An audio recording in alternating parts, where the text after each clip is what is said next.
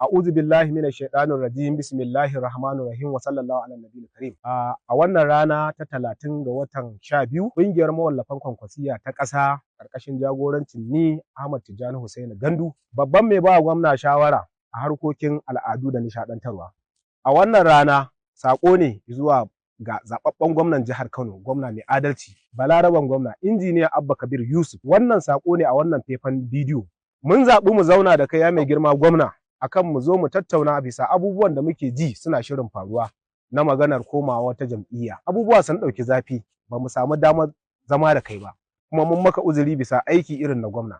Ya mai girma gwamna, muna roƙonka kuma muna miƙa wannan saƙo kamar yadda Allah ya rufa mana asiri ya rufa maka asiri. Allah ya bamu gwamnati, mun sha gwagwarmaya, dukkanin 'yan gwagwarmaya ne, mun ɗibi gwagwarmaya, ruwa da sanyi da zafi, an tsangwame mu, an zage mu, mun ba da rayuwarmu, mun ba da lokacinmu, wasu sun sa dukiyoyinsu, wasu sun mutu, wasu sun yi rashin lafiya. A halin da ake ciki yanzu, wasu sun samu mukami, wasu ba su samu ba. Muke jin irin wannan abubuwan za su faru. Muna ba da shawara, ya mai girma gwamna, zumuncin da yake tsakaninka da jagora na sama da shekara 40 tun kafin mu shigo wannan tsarin. Kada a kalli siyasa, a tsaya a yi duba na tsanaki, kada a lalata wannan zumuncin. Kada a raba tafiya, ya mai girma gwamna. Idan aka raba wannan tafiya, dole wasu za su ce za su bi ka, wasu za su bi jagora. Wannan ba zai haifar mana da mai ido ba, ba zai zama nasara ga jihar Kano da al'ummar jihar Kano ba. A duba zumuncin 'ya'ya da surukai da 'yan uwa da al'ummar jihar Kano da talakawan gari. Ya mai girma gwamna, ku je ku zauna da jagora, ba maganar a turo wani ya magana ko ya kira jagora ba. Kai ne gwamna, kai ne lamba 1, ka isa ka je ka samu jagora. Duk abin da kuka tattauna, ba wai jam'iyya mai tsintsiya ba, in ma mai akwati ce ko mai agwagwa, in dai tare za mu tafi, mu mabiya ne, muna nan muna bin ku, kuma muna jin daɗin gwamnatinka da irin abubuwan da kake yi. Ba mu da wani haufi, mu ba maƙiyanka bane, masoya ne. Kada a maida masoya maƙiya mai girma gwamna. A tsaya a duba wannan abubuwan, a tsaya a ɗinki baraka, a tsaya a tafi tare. Ba ma so, ba ma bukata a raba kai. Wannan sako ne ga baki ɗaya da yawun ƙungiyar mawallafan Kwankwasiya ta ƙasa.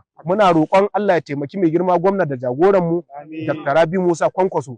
Allah ya zaunar da ƙasar mu lafiya, da jihar mu lafiya, da 'yan uwan mu baki ɗaya. Assalamu alaikum.